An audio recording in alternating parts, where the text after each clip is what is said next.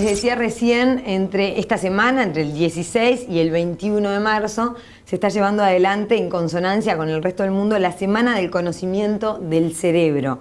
Para conocer más sobre este órgano, el más complejo de nuestro cuerpo, recibimos a la doctora Patricia Casina, investigadora especializada en enfermedades neurodegenerativas. ¿Cómo estás, Patricia? Bienvenida. Hola, muchas gracias, Cecilia. Contame. Gracias por la invitación. Por favor, por favor. Sí. Me decías que esto, lo que yo apenas dejaba entrever, se hace esta Semana del Conocimiento del Cerebro en Uruguay, se hace en consonancia con otras partes del mundo, donde también esto se realiza hace mucho tiempo. Sí, esta es una iniciativa de la Fundación Dana, que es una fundación norteamericana, y que hoy se celebran 50 años de que lo están haciendo, y pero en el Uruguay la hemos celebrado desde el 2006, y a partir del 2011, a iniciativa de la Sociedad Uruguaya de Neurociencia, generamos actividades en el ambiente, en la vía pública, en los liceos, claro, en los museos. Salen a la salimos gente, a la calle, digamos, incluso hasta el interior en los últimos años. Sí, súper interesante. Las sedes, bueno, Montevideo, pero también Colonia, San José, Artigas y Durazno, un montón de lugares. Sí. ¿Dónde se han dado charlas estos días? Claro, en Montevideo se ha centrado en el Centro Cultural Goes, que es relativamente cerca de aquí, sí, y también en el Museo de Historia Natural en el IABA. Se han hecho algunas actividades que son charlas de divulgación, han habido actividades para niños. En el día de ayer hubo una exhibición de un teatro científico para niños en la Terminal Goes, o en la ex Terminal Goes.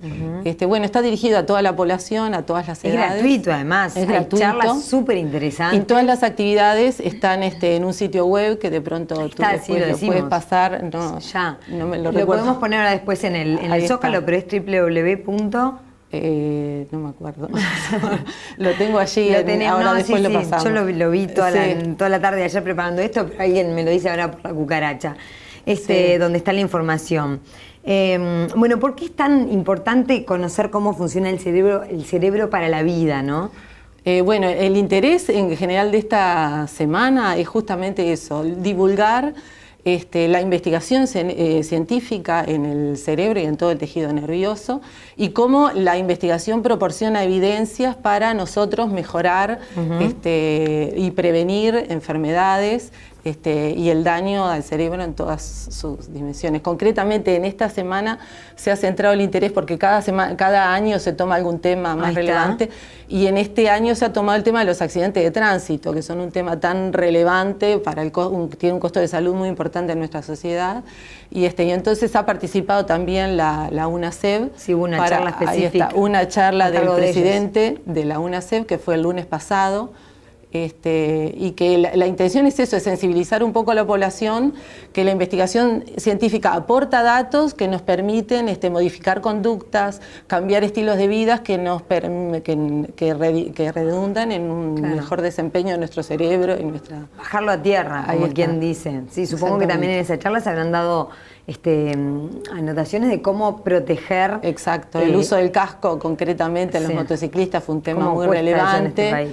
Eso justamente protege el cerebro, que el cerebro es nuestra conciencia de sí somos por nuestro cerebro, ¿no? Allí, aunque siempre vinculamos al corazón con los afectos, en realidad todo está radicado en nuestro cerebro y está protegido por el cráneo, pero cuando uno va a altas velocidades, como andando en la moto y demás. Sí, claro, hay traumatismos. El traumatismo puede ser muy severo, dramático. Todo, como tú decías, todo lo que hacemos, todo lo que pensamos, todo lo que sentimos pasa por el cerebro. Sí. ¿Podemos explicar brevemente cómo funciona en sus estructuras más básicas? Bueno, obviamente que el cerebro es una estructura que ha evolucionado en la escala zoológica, y en el caso de nosotros y los primates, que somos los que tenemos el cerebro más desarrollado, casi toda la actividad más moderna del cerebro reside en la corteza cerebral, que es una pequeña delgadita lámina que cubre toda la superficie de nuestro cerebro, y eso es lo más nuevo en términos de evolución, por eso se llama neocorteza. Pero también hay regiones más antiguas que están presentes en los individuos más inferiores de la escala zoológica, como puede ser el hipocampo, y que es lo que se llama arquicorteza, arqui de antiguo, ¿no? que todavía tiene relevancia también en nosotros, ¿verdad? Toda la parte de la memoria, exactamente, de algunos afectos y demás están radicadas en esas porciones más antiguas, filogenéticamente hablando, del cerebro. O sea que van conviviendo. Y prácticamente todo nuestro funcionamiento de relación depende del control del cerebro, a veces central o a veces más periférico, pero prácticamente todo funcionamiento que pensemos está regulado por el cerebro. Los movimientos conscientes, también los inconscientes, la regulación, claro, la respiración, los procesos digestivos, todos tienen una regulación neural. O sea que es el órgano que regula toda nuestra vida. Antes de seguir, quiero decir, la web es semanadelcerebro.org. semanadelcerebro.org, ahí está en pantalla, entran ahí y tienen el listado de todas las actividades que se desarrollan hasta el sábado. Ahí está. El sábado termina en la ciudad de San José. Ahí está. Va a haber de vuelta teatro y hay una muestra itinerante de puestos que tienen como desafíos para nuestro cerebro y para llamar la atención sobre algunas conductas y cosas curiosas del sistema nervioso que es bastante atractivo, que sirve para todas las edades, o sea que la familia entera puede ir para toda la familia. Está bien. Disfrutar de la actividad. Está bien. Siempre escuchamos que se conoce muy poco del cerebro. ¿Cómo se explica que con el desarrollo tecnológico que hoy vivimos, etcétera, aún se conozca poco del cerebro? ¿Es así o no? Bueno, en parte sí, en parte no. En realidad, sabemos muchas cosas, hemos aprendido muchas cosas y con el avance de la tecnología, con nuevos sistemas que tenemos para estudiarlo, hemos aprendido muchas cosas, pero todavía hay lugares oscuros del funcionamiento de las redes neuronales entre sí. El aporte de la nueva tecnología ha sido muy valorable, concretamente las imágenes, la imagenología del cerebro, que ahora tenemos el CUDIM en el Uruguay con el sistema PET, que permite identificar áreas que se activan durante la actividad en un cerebro consciente, en un individuo entero. Eso ha aportado muchos datos de cómo funciona el cerebro, qué elementos consume, porque nosotros podemos marcar moléculas, glucosa, oxígeno además, y verlos en una imagen de un sujeto vivo y hablando, y eso permite entender muchas mecanismos de funcionamiento. Claro. Es cierto que en los últimos 10 años se ha aprendido más del cerebro que en todo el resto de la historia de la humanidad. Bueno, tan así no me animaría a decirte, pero las investigaciones en el cerebro son de muy larga data. Hay reconocidos científicos, como desde Santiago Ramón y Cajal y Gotch y demás, que han aportado datos muy relevantes al cerebro que son vigentes hasta el día de hoy. Su estudio de las neuronas, de las morfologías de las células que lo componen, de los contactos entre las células que fueron descritas al principio del siglo pasado, aún son vigentes, se sostienen con las nuevas técnicas. Impresionante, realmente admirable, que hoy incorporamos. Hoy sabemos otras cosas, por ejemplo, la formación de nuevas células en el cerebro, evento que antes se creía era imposible hace unos años. Y ahora bueno, no, que se pierden, pero hay evidencias muy contundentes de que hay generación de nuevas células en el cerebro, concretamente en el hipocampo o en el bulbo olfatorio. Y eso es un dato relevante que se ha incorporado en los últimos años. Y que aporta nuevas esperanzas y nuevos desafíos también, ¿no? Porque entender cómo ocurren esos mecanismos nos pueden ayudar a entender cómo reparar el cerebro, cómo prevenir algunas enfermedades. ¿Cómo afecta la vida actual, donde se habla mucho del estrés, de una velocidad importante respecto a siglos atrás, un bagaje de información tremendo al que está sometido el ser humano también? ¿Cómo afecta en el funcionamiento de este cerebro? Bueno, el estrés concretamente frente a la vida moderna y demás, obviamente que afecta al funcionamiento. Una de las cosas de las evidencias científicas que se saben, el estrés está ligado a un aumento en una hormona, que son los glucocorticoides, que tienen que ver con el estrés, y hay fuertes evidencias científicas en animales de laboratorio y también en seres humanos que los altos niveles de corticosteroides de glucocorticoides, alteran, por ejemplo, la neurogénesis en el hipocampo, que es muy relevante, también se sabe, para el aprendizaje, para la memoria. y todavía no permite que se sucedan estos otros fenómenos de aprendizaje. Ahí está, ahora, hoy nosotros sabemos que esa proliferación de células en el hipocampo tiene que ver con el aprendizaje y con la memoria, y si no ocurre tenemos dificultades en el aprendizaje y en la memoria. Y el aumento de los glucocorticoides afecta esa formación de nuevas neuronas y afecta por lo tanto el aprendizaje y el almacenaje de algunas memorias. En ese sentido, el estrés afecta la función cerebral como tal. ¿Y se ven mayores niveles de población afectados que años atrás o no? ¿O siglos atrás? Bueno, eso habría que ver los estudios, no tengo cifras en no particular, es un problema. Pero no sé si no es un problema, pero durante el desarrollo eso es muy relevante. Niños que crecen en un ambiente de estrés tienen mayores dificultades de aprendizaje y luego después en etapa escolar. Y eso es una cosa importante a atender. Como sabemos que el estrés genera esas alteraciones. Claro. ¿Y se puede cuidar el cerebro de la fatiga, por ejemplo? Sí, mira, volviendo al tema de la investigación científica hoy ha aportado evidencias de que hay muchas conductas que permiten evitar daño al cerebro, ¿verdad? Hoy sabemos que el envejecimiento, ¿no? Nuestra población es cada vez más envejecida, el aumento de la expectativa de vida sigue aumentando a lo largo de los años.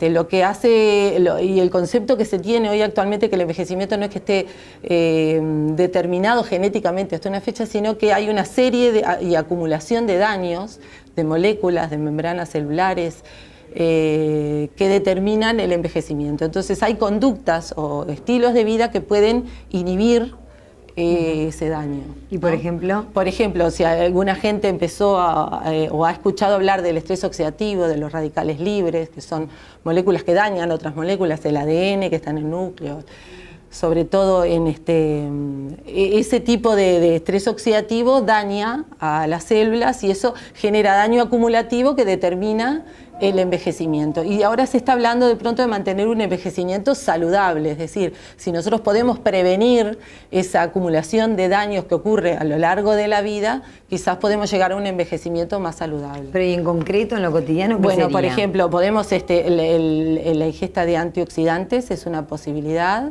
La calidad de la dieta y la menor ingesta de calorías.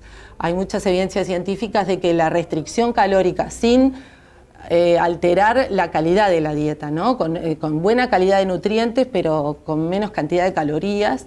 Eso también es una característica que prolonga la vida de los animales de laboratorio, también de los seres vivos.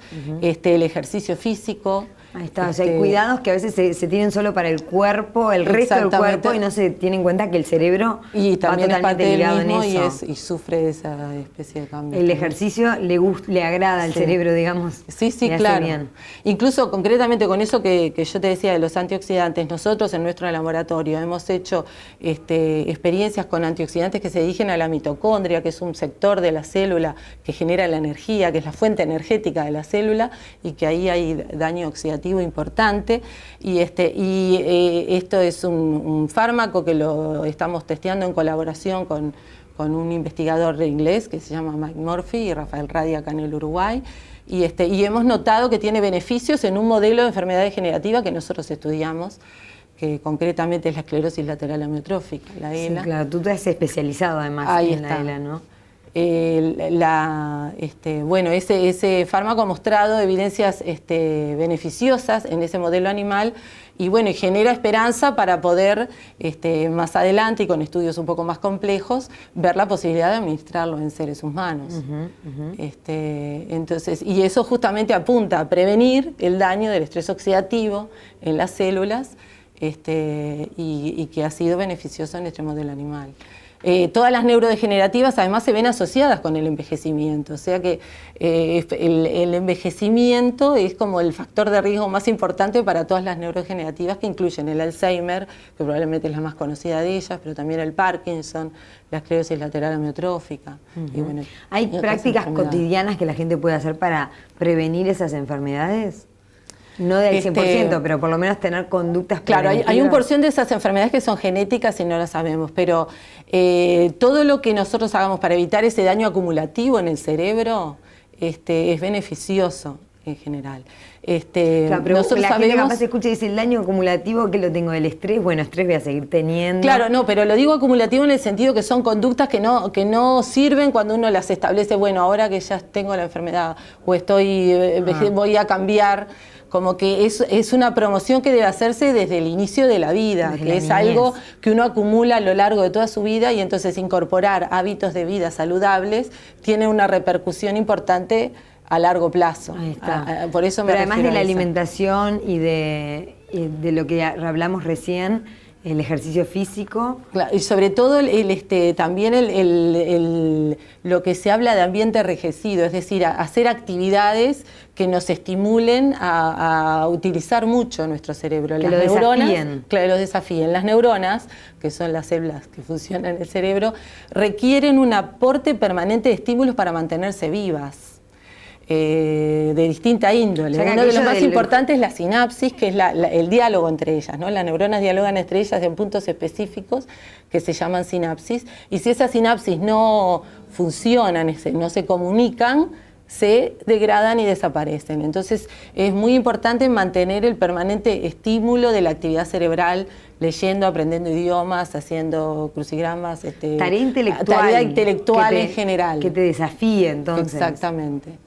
La evitar la tarea rutinaria, la rutinaria es importante, pero digo, intentar siempre exponerse a desafíos intelectuales de diversa índole. Va en contra de aquella imagen que tenemos del jubilado en la mecedora, esperando que pase el día, sí. Sino más bien continuar. No, al contrario, justamente un tema importante para la vejez saludable, justamente hoy sabemos además que no es que el cerebro de viejo pierda, con el envejecimiento pierda capacidad plástica, es capaz, no pierde tantas células. Se puede aprender, y esa tiene, gente que dice, yo ya no lo hice y ya tengo 50, No, 60. con el estímulo adecuado sabemos que se puede generar nuevas redes, nuevas sinapsis, generar actividad nerviosa de calidad, ¿no? ¿La socialización es importante también para el cerebro? Sí, claro, por supuesto, la comunicación. Eso tampoco creo que se difunde, o por lo menos que mucha gente no lo sabe. Que bueno, incide eso directamente sobre la salud cerebral. Sí, socializar. Socializar. ¿Cuánta gente en edades avanzadas se queda sola? Claro. Bueno, no, pero es muy importante el diálogo permanente, el estimularte con tareas emotivas también, ¿no? La actividad emotiva, conversar, sentirse vinculado al otro, atenderse. Eso también tiene que hace a la salud cerebral, claro, digamos. Sí, sí. ¿Qué pasa con el sueño, con la falta de sueño? Bueno, ha habido unas charlas muy interesantes de sueño en el cerebro, en la Semana del Cerebro, perdón, que también, también tenemos evidencia científica que la carencia de sueño determina alteraciones en el humor y en el aprendizaje, como que un cerebro necesita el sueño, unas 8 horas de sueño. 8 horas se recomiendan mínimas. Sí, por lo menos para estar, eso varía con los individuos, incluso a medida que uno crece, con menos horas son igualmente efectivas. Pero yo los invito de pronto a concurrir a estas charlas, que hay charlas específicas de cada tema, sí. Que puede aportarle. Incluso hay material que nosotros colgamos en la web relativo. También hay un material que se imprime, que está hecho con la Facultad de Ciencias y con los estudiantes de neurociencia, que este año justo el tema ha sido la ELA. Y hay como enfoques particulares de una patología que hay una publicación que recientemente se... Es interesante porque en general a los individuos nos da mucho miedo eso de perder la cabeza, como ese camino sin retorno. Y quizá ese miedo también nos deja inmóviles para hacer cosas para poderlo prevenir. Es decir, estas actividades. No, yo creo que sí, la actividad cultural, el estímulo de actividades en grupo, ya sea de juegos, de desafíos intelectuales y demás, son todos elementos que estimulan nuestra sinapsis y nuestra actividad cerebral como tal. Esa dependencia de la actividad de las neuronas para vivir ya fue descrito hace mucho tiempo. Por una mujer, Rita Levi Montalcini, una neuróloga al principio siglo pasado, y la acumulación de evidencia de que lo que ella postulaba era verdad llevó al premio Nobel de esta señora, y Cohen, otro investigador que trabajó con ella, en el 86 recién. Se llama la teoría neurotrófica, y tenemos mucha evidencia. Apunta justamente a eso, que la neurona necesita el estímulo permanente, ya sea de la sinapsis, de sustancias que le liberan las células que están alrededor de ella. Hay otras células en el sistema nervioso, no solo en las neuronas, que se llaman glías. Ahora, alguien puede pensar, pero yo desde que estoy vivo, el cerebro está, como decías tú, haciendo funciones inconscientes, me muevo, ando por el mundo, y ¿eso se suma o no? ¿Tiene que haber un desafío intelectual para que el cerebro esté haciendo ejercicio, ponele? No, si uno está activo, el cerebro está funcionando. Por eso. Pero eso no alcanza, por lo que tú estás diciendo. Bueno, hay que desafiarlo, hay que hacer ejercicio específico, hay que socializar. Bueno, pero no hay que... El ser humano como tal es un ser social. El ser humano en su esencia, no, a menos que esté con alguna alteración patológica, no tiende a quedarse en su casa encerrado, callado y solo. El ser humano camina, investiga, habla, se emociona, intenta el relacionamiento social.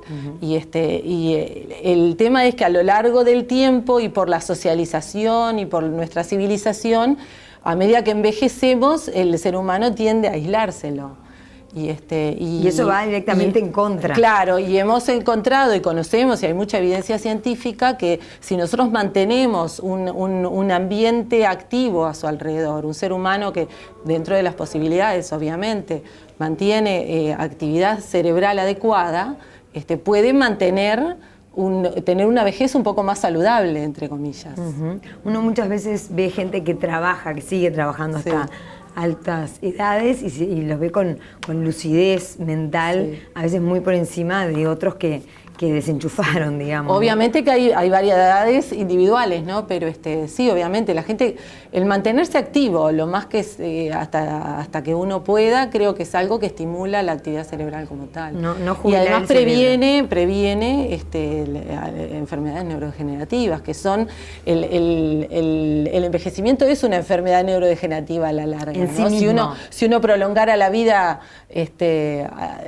hacia el final de la vida, uno agrega rasgos de demencias, las enfermedades degenerativas lo que hacen a veces es adelantar los mismos efectos del envejecimiento en algunas regiones. ¿Hay algún punto en la vida de un ser humano estándar que sea marcado como el inicio del envejecimiento? Más allá de que por lo que estás contando envejece a lo largo de toda la vida, pero ¿un hito en ese envejecimiento? No. Eso es un proceso acumulativo que ocurre a lo largo del tiempo. Y en definitiva hay una gran variabilidad individual, depende, como decíamos, de un montón de circunstancias, ¿no? Porque el ser humano es él y sus circunstancias, en el medio en donde se mueve, los recursos que tiene, la asistencia de salud, el estímulo cultural, la vida familiar, es infinito el número de estímulos al que nos vemos sometidos. Y en definitiva el deterioro al que nos veamos expuestos depende un poco obviamente que del bagaje genético que traemos, pero de todo el entorno y los estímulos que generemos. ¿Qué incidencia tienen las enfermedades neurodegenerativas en la población? En el caso de la ELA, que es la enfermedad que yo conozco, la incidencia es prácticamente igual, salvo en algunos puntos del mundo, es de 1 a 3 individuos por 100.000. Es relativamente poco frecuente, pero es la más frecuente de las enfermedades de las motoneuronas, porque afecta unas neuronas que regulan nuestros movimientos voluntarios. Y es una enfermedad muy dramática porque paraliza al individuo con la indemnidad de sus funciones intelectuales. Entonces es rápidamente progresiva o no, la progresión es variable también según los individuos, y termina con un individuo paralizado, con toda su función intelectual indemne. Entonces es una situación muy dramática. Claro. Y de la que poco sabemos, a pesar del montón de dinero que se ha invertido en su investigación y de los múltiples grupos que hay en el mundo que estamos trabajando en eso. Hemos aportado datos, conocemos algunas cosas. Por eso nos interesa también saber tanto cómo funcionan las neuronas, porque no es solo probar fármacos para ver si podemos prevenirlos. El entender cómo funcionan, cómo se contactan, cómo dialogan entre ellas, y ellas con los músculos, en el caso de las motoneuronas, que son las que regulan nuestros movimientos, nos permitirá encontrar mecanismos o funciones que puedan o no estar afectadas en esta patología, y generar nuevas estrategias para manejar estas enfermedades. Claro, claro.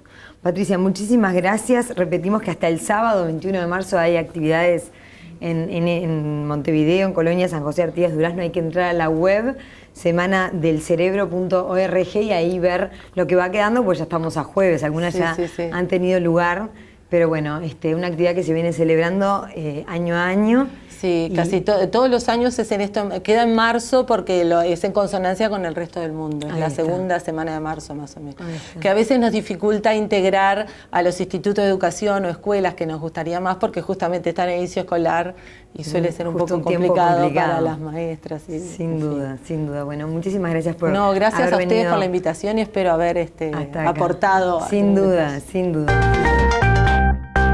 El 2006 y a partir del 2011, a iniciativa de la Sociedad Uruguaya de Neurociencia, generamos actividades en el ambiente, en la vía pública, en los liceos, en los museos. Como que salen salimos gente, a la calle, digamos, incluso hasta el interior en los últimos años. Sí, súper interesante. Las sedes, bueno, Montevideo, pero también Colonia, San José, Artigas y Durazno, un montón de lugares. Sí.